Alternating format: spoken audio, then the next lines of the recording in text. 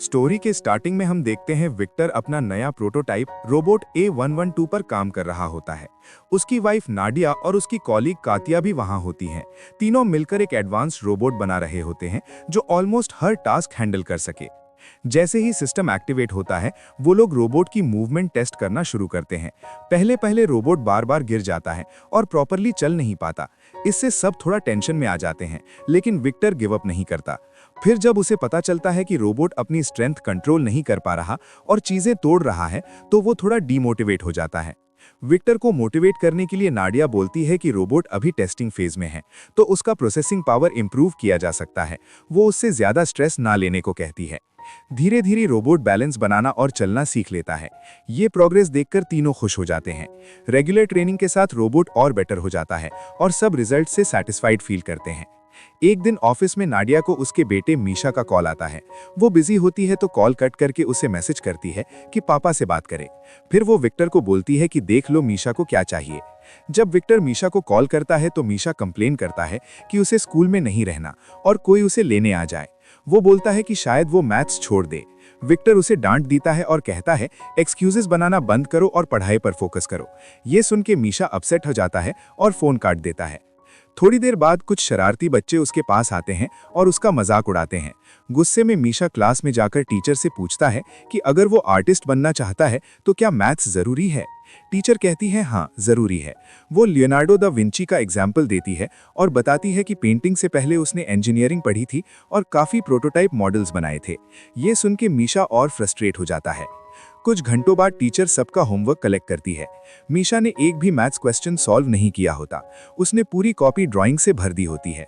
Teacher उसकी drawings की तारीफ करती है, लेकिन याद दिलाती है कि ये मैथ्स क्लास है और उसे टेस्ट में फेल मार्क कर देती है। इधर लैब में विक्टर रोबोट का वॉइस टेस्ट करता है। उसे पता चलता है कि नाडिया और कातिया ने A112 में बच्चे जैसी वॉइस मॉड्यूल इंस्टॉल कर दी है। ये देखकर वो गुस्सा हो जाता है। प्रॉब्लम ये होती है कि उनके पास इसे ठीक करने का टाइम नहीं है, क्योंकि वो ऑलरेडी एक इम्पॉर्टेंट मीटिंग के लिए लेट हो रहे होते हैं। मीटिंग में वो कमिटी को रोबोट के ट्रेनिंग वीडियोस दिखाते हैं।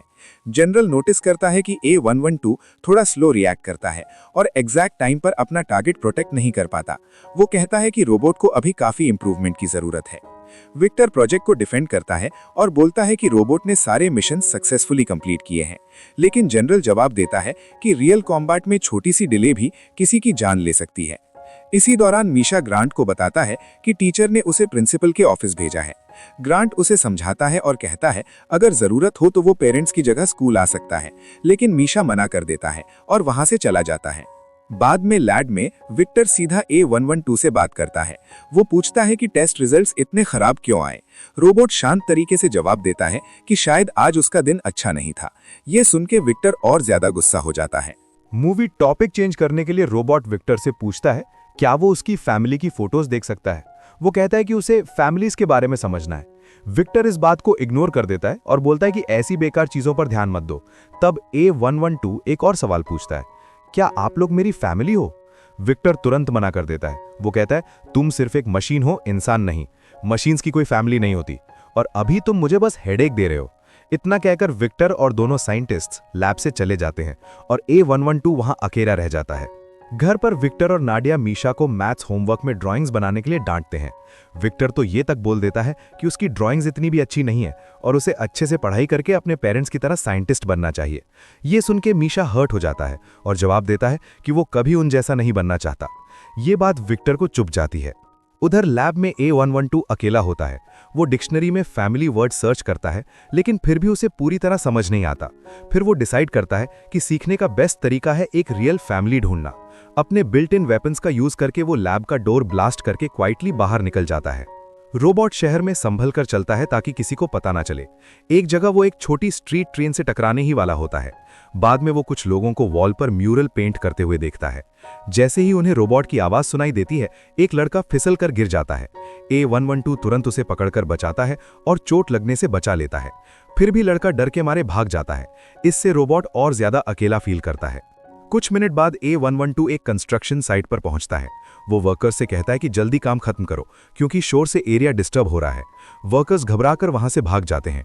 रोबोट लैब से ली हुई फैमिली फोटो देखता है और सोचता है उसकी अपनी फैमिली कहां होगी। अगली सुबह विक्टर और उसकी टीम लैब आती है। और देखते ही समझ जाते हैं कि A112 वहां से भाग चुका है। स्कूल में टीचर रोबोटिक्स कंपटीशन अनाउंस करती है और कहती है सबको रजिस्टर करना पड़ेगा। ये सुनकर मीशा खड़ा हो जाता है। टीचर पूछती है, तुम पार्टिसिपेट क्यों नहीं करना चाहते जब तुम खुद को क्रिएटिव मानते हो? मीशा एम्बैरेस्ड फील करता है और गुस्से में क्लास से बाहर निकल जाता है। इसी वक्त A112 मीशा के घर के बाहर पहुंचता है। अपनी एक फिंगर से टेम्पररी की बनाकर डोर अनलॉक कर लेता है। अंदर जाकर वो मिरर के सामने खड़ा होता है और अपना रिफ्लेक्शन देखता है। फिर से लोनली फील करता है। तभी डोर खुलने की आवाज आती है और रोबोट जल्दी से छुप जाता है। मीशा घर आता है, अपना बैग फ्लोर पर फेंकता है और बाथरूम की तरफ चला जाता है। हाथ धोने के बाद जैसे ही वो मुड़ता है, वो देखता है रोबोट उसके लिए टॉवल पकड़कर खड़ा है। A112 असल में बाथरूम में ही छुपा हुआ था। मीशा डर के पीछे कूद जाता है और सिंक से टकरा जाता है। रोबोट तुरंत हेल्प करने की कोशिश करता है और कहता है अगर चोट लगी हो तो वो ट्रीटमेंट दे सकता है। मीशा भागकर अपने रूम में जाता है और बेड पर चढ़ जाता है। रोबोट उसके पीछे आता है और शांत आवाज में बोलता है, मैं तुम्हें हर्ट नहीं करूंगा, मैं सिर्फ हेल्प करना चाहता हूं। जब वो देखता है कि मीशा ठीक है तो थोड़ा रिलैक्स करता है और अपना इंट्रोडक्शन देता है, मेरा नाम A112 है, मैं एक मल्टी फंक्शनल रेस्क्यू रोबोट हूं। फिर वो सब एक्सप्लेन करता है, कैसे उसने फिंगर से की बनाकर घर का डोर खोला और अपने अलग अलग वॉइस मॉडल्स भी डेमो करके दिखाता है। रोबोट को अलग अलग वॉइस मोड्स में स्विच करते देख मीशा हल्का सा हंस पड़ा। थोड़ी देर बाद रोबोट ने कहा कि वो एक फैमिली ढूंढ रहा है, उसे समझना है कि असली फैमिली होती क्या है। उसने मीशा को वो फोटो भी दिखाई जो वो लैब से लेकर आया था। मीशा की स्माइल धीरे से गायब हो गई। उसने कहा, ये कोई रियल फैमिली नहीं है। उसके हिसाब से उसके पेरेंट्स विक्टर और कात्या सिर्फ खुद की परवाह करते हैं। रोबोट ने शांत आवाज में जवाब दिया कि वो भी कुछ ऐसा ही फील कर रहा है। उसने कहा शायद वो बेकार है क्योंकि वो अपने क्रिएटर को प्राउड भी नहीं कर पाया। ये सुन के मीशा ने तुरंत मना किया। उसने कहा, तुम बिल्कुल यूजलेस नहीं हो, तुमने मुझे हैप्पी किया है वही काफ़ी है। फिर उसने सजेस्ट किया कि आज से दोनों फ्रेंड्स बन जाते हैं। उसने रोबोट को एक नया नाम दिया, रॉबी। पहली बार अपना पर्सनल नाम सुन के रोबोट को सच में खुशी हुई। उधर लैब में जनरल ओलेग ने साइंटिस्ट्स के साथ मीटिंग बुलाई। गुस्से में उसने अनाउंस किया कि A112 लैब से भाग चुका है और वो डेंजरस हो सकता है। रोबोट के पास पावरफुल वेपन्स थे, इसीलिए सिचुएशन सीरियस थी। जब विक्टर ने देखा कि उसकी फैमिली फोटो भी लैब से मिसिंग है, तो उसने डिसाइड किया कि बाद में घर चेक करेगा।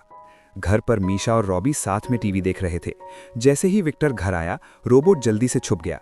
विक्टर ने पूरा घर चेक किया, लेकिन कुछ अनयूजुअल नहीं मिला। जब वो रूम से चला गया, मीशा ने रॉबी को अपना कंप्यूटर दे दिया ताकि वो दुनिया के बारे में और सीख सके। सिर्फ कुछ मिनट्स में ही रॉबी ने बहुत सारी इन्फॉर्मेशन अब्सॉर्ब कर ली।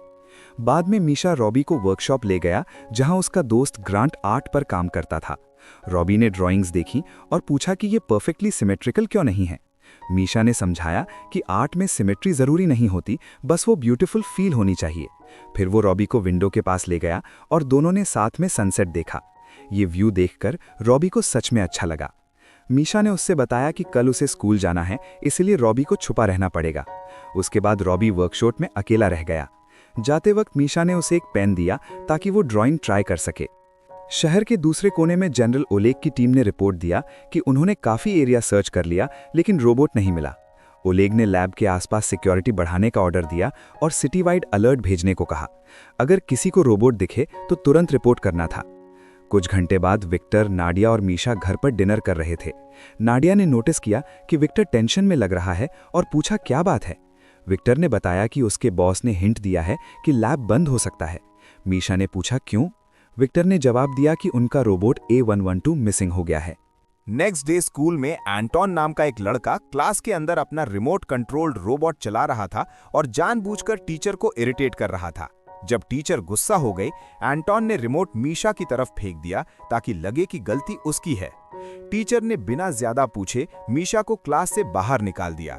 बाद में जिम क्लास में मीशा ने एंटोन का सामना किया। एंटोन फिर से उसका मजाक उड़ाने लगा। इस बार मीशा से कंट्रोल नहीं हुआ। उसने एंटोन को पकड़कर नीचे गिरा दिया और पूछा कि उसने उस पर इल्जाम क्यों लगाया। जिम टीचर तुरंत वहां आई और दोनों को अलग किया। गुस्से में मीशा वहां से निकलकर सीधा वर्कशॉप चला गया। वर्कशॉप पहुंचकर उसने देखा रॉबी और ग्रांट कार्ड्स खेल रहे थे। दोनों अच्छे दोस्त बन चुके थे। मीशा के चेहरे पर टेंशन देखकर रॉबी ने पूछा क्या हुआ। मीशा ने सच बता दिया। मिलिट्री एक्टिवली रॉबी को ढूंढ रही है और ऑर्डर क्लियर है, रोबोट को पकड़ो और डिस्ट्रॉय करो। थोड़ा सोचने के बाद मीशा ने कहा कि रॉबी को कुछ दिन के लिए सिटी छोड़ देनी चाहिए। ग्रांट ने बताया कि शहर के बाहर एक जंगल का एरिया है जहां कभी बड़ा आग लगा था और अब वहां कोई नहीं जाता। ये सुनकर मीशा को आइडिया आया। उसने सजेस्ट किया कि रॉबी वहां जाकर बची हुई आग बुझा सकता है। अगर लोग देखेंगे कि वो हेल्प कर रहा है तो शायद समझेंगे कि वो इंसानों को बचाना चाहता है, नुकसान नहीं। ये प्लान तीनों को पसंद आया। तभी वर्कशॉप के डोर पर जोर से नॉक हुआ। पुलिस ने चिल्लाकर कहा कि तुरंत दरवाजा खोलो। ग्रांट ने टाइम लेने की कोशिश की और बोला 1 मिनट रुक जाओ। तब तक मीशा और रॉबी टेरेस पर भागे। रॉबी ने मीशा को अपनी बैक पर बिठाया और जेट सिस्टम ऑन करके आसपास की बिल्डिंग्स के ऊपर से उड़ गया। पुलिस ने तुरंत हेडक्वार्टर्स को रिपोर्ट किया कि A112 ने एक लड़के को किडनैप कर लिया है और उनके सामने से भाग गया है। उन्होंने कहा वो पीछा कर रहे हैं और जल्दी लोकेशन मिल जाएगी। भागते वक्त मीशा का फोन पॉकेट से गिर गया। जब उन्हें लगा पुलिस उन्हें घेरने वाली है, रॉबी ने एक पावरफुल जंप लगाया और दोनों बचकर निकल गए। थोड़ी ही देर में न्यूज चैनल्स पर रिपोर्ट आने लगी कि A112 भाग रहा है। ग्रांट का इंटरव्यू लिया गया और मीडिया ने स्टोरी ऐसे दिखाई जैसे वो रोबोट का हॉस्टेज था और पुलिस ने उसे बचाया। इसी वजह से पुलिस ने उसे अरेस्ट नहीं किया। दूसरी तरफ रॉबी और मीशा अधूरी कंस्ट्रक्शन वाली बिल्डिंग्स के बीच रुककर सांस ले रहे थे। मीशा गुस्सा था कि लोग झूठी कहानियां फैला रहे हैं और मीडिया रॉबी की इमेज खराब कर रहा है। रॉबी ने कहा शायद उसके पहले टेस्ट फेलियर्स कम्युनिकेशन प्रॉब्लम की वजह से हुए थे। उसने सोचा शायद उसके अंदर ही कोई इशू हो। मीशा ने उसे समझाया कि इतना मत सोचो। उसने कहा रॉबी ब्रेव है और अच्छा है। ये सुन के रॉबी को बहुत अच्छा लगा। उसने मीशा को भरम रखने के लिए थर्मल ब्लैंकेट दिया और दोनों ने एक डिवाइस पर साथ में मूवी देखी। कुछ देर बाद मीशा को याद आया कि आज पहली बार वो अपनी मॉम से गुड नाइट नहीं सुनेगा। रॉबी ने ऑफर किया कि अगर चाहे तो वो उसे घर छोड़ दे। मीशा ने मना कर दिया। उसने कहा अगर वो वापस गए तो अथॉरिटीज रॉबी को पकड़कर तोड़ देंगे पीस बाय पीस। ये जानकर कि मीशा उसकी इतनी परवाह करता है, रॉबी को लगा कि वो सच में इंपॉर्टेंट है। नेक्स्ट मॉर्निंग वो दोनों कंस्ट्रक्शन साइट पर काम शुरू होने की आवाज से उठ गए। मीशा ने कहा कि हमें अपना लुक चेंज करना होगा ताकि कोई पहचान न सके। उसने रॉबी को जंगल वाली आग का आइडिया याद दिलाया। अगर वो आग बुझा दे तो शायद पुलिस और लोग उसे थ्रेट नहीं बल्कि हेल्पफुल रोबोट समझें। शायद इससे उसकी जान बच जाए। उधर घर पर कातिया विक्टर और नाडिया के पास बुरी खबर लेकर आई। लैब ऑफिशियली बंद हो चुकी थी। ये सुनते ही विक्टर पुलिस स्टेशन चला गया ताकि रोबोट और अपने बेटे के बारे में कोई अपडेट मिल सके। इस बीच रॉबी और मीशा सिटी सर्कस पहुंच गए। वहां परफॉर्मर्स से बात करके उन्होंने क्लाउन कॉस्ट्यूम्स ले लिए डिस्गाइज के लिए। थोड़ी देर बाद मीशा ने रॉबी से कहा कि वो अपना वॉइस मोड चेंज करे जब तक वो टिकट्स लेने जा रहा है।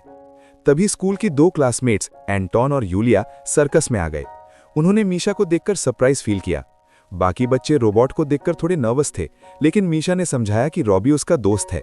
उसने बताया कि वो रॉबी को सेफ जगह ले जा रहे हैं ताकि कोई उसे नुकसान न पहुंचाए। दूसरी तरफ विक्टर ने एक बार फिर जनरल से बात करने की कोशिश की।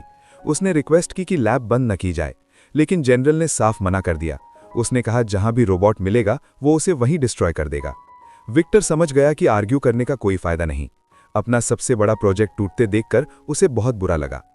इधर मीशा ने अपने दोस्तों से कहा कि वो रॉबी के साथ रुकें जब तक वो बस टिकट्स लेने जाता है। प्लान ये था कि वो जंगल जाकर आग बुझाएंगे और रॉबी का नाम साफ करेंगे। जाने से पहले मीशा ने उनसे प्रॉमिस लिया कि किसी को कुछ नहीं बताएंगे। सब ने हाँ कहा। लेकिन जैसे ही मीशा वहां से गया, एंटोन ने रॉबी से पूछा क्या वो सच में न्यूज में दिखाए गए अमेजिंग ट्रिक्स कर सकता है या सब बढ़ा चढ़ाकर बताया गया था। ये सुनते ही रॉबी एक्साइटेड हो गया। उसने क्लाउन कॉस्ट्यूम उतारा और वहीं अपनी पावर्स दिखाने लगा। एंटोन ने तुरंत अपना फोन निकाला और रिकॉर्डिंग शुरू कर दी। ये देखकर ओलिया अपसेट हो गई। एंटोन ने कंधे उचाककर कहा उसे फर्क नहीं पड़ता रोबोट जिए या मरे। वो वीडियो इंस्टाग्राम पर डालकर फॉलोअर्स बढ़ाना चाहता था। ओलिया को उसका बिहेवियर बिल्कुल पसंद नहीं आया। थोड़ी देर बाद एंटोन वहां से चला गया और रॉबी ओलिया के साथ बात करता रहा। इसी दौरान 2 गार्ड्स ने मीशा को पकड़ लिया। उसकी शक्ल देखकर उन्हें समझ आ गया कि यही वो मिसिंग बॉय है जिसे सब ढूंढ रहे हैं। कुछ मिनट बाद पुलिस स्टेशन से विक्टर को कॉल आया। उसे सुकून मिला कि कम से कम उसका बेटा सेफ है। उधर एंटोन ने वीडियोज ऑनलाइन पोस्ट कर दिए और वो जल्दी वायरल हो गए। थोड़ी ही देर में वो क्लिप्स जनरल की टीम तक पहुंच गए। उन्होंने डिसाइड किया कि रोबोट से जुड़े इस लड़के से पूछताछ की जाएगी। पुलिस स्टेशन में विक्टर ने मीशा को देखा और उसे जोर से गले लगा लिया। उसने पूछा वो क्या कर रहा था और समझाया कि रोबोट डेंजरस है। मीशा ने जोर देकर कहा कि रॉबी उसका दोस्त है, कोई थ्रेट नहीं जैसे जनरल कह रहा है। उसने बताया कि रॉबी काइंड है और कुछ दोस्तों के साथ रह रहा है। मीशा ने अपने फादर को कन्विंस किया कि वो उस जगह चलें, लेकिन प्रॉमिस करें कि रोबोट की लोकेशन रिपोर्ट नहीं करेंगे। विक्टर पहले हेजिटेट हुआ, फिर आखिर मान गया। हाइड आउट पर ओलिया ने मेकअप से रॉबी को एक नया लुक दे दिया था। जब विक्टर वहां पहुंचा, उसने नोटिस किया कि रॉबी काफी इंप्रूव हो चुका है। उसकी बात करने का तरीका क्लियर था और उसकी थिंकिंग भी पहले से ज्यादा स्मार्ट लग रही थी। अचानक पुलिस की गाड़ियों ने पूरे एरिया को घेर लिया। मीशा को समझ आ गया कि सिचुएशन सीरियस है। सब लोग भागकर कार्गो शिप वेयरहाउस की तरफ गए, लेकिन सोल्जर्स ने उनका रास्ता रोक लिया। जनरल ओलेग ने ऑर्डर दिया कि बच्चों को साइड करो ताकि वो इलेक्ट्रोमैग्नेटिक वेपन यूज करके रोबोट को शट डाउन कर सकें। जब विक्टर पीछे हटने से मना कर दिया तो ओलेग ने फोर्स यूज करने का फैसला किया। सोल्जर्स आगे बढ़ने लगे। तभी क्रेन का एक केबल टूट गया और एक भारी कंटेनर सीधा जनरल की तरफ गिरने लगा। टारगेट रॉबी था, लेकिन उसने तुरंत रिएक्ट किया और कंटेनर पकड़ लिया ताकि कोई भी उसके नीचे ना आए।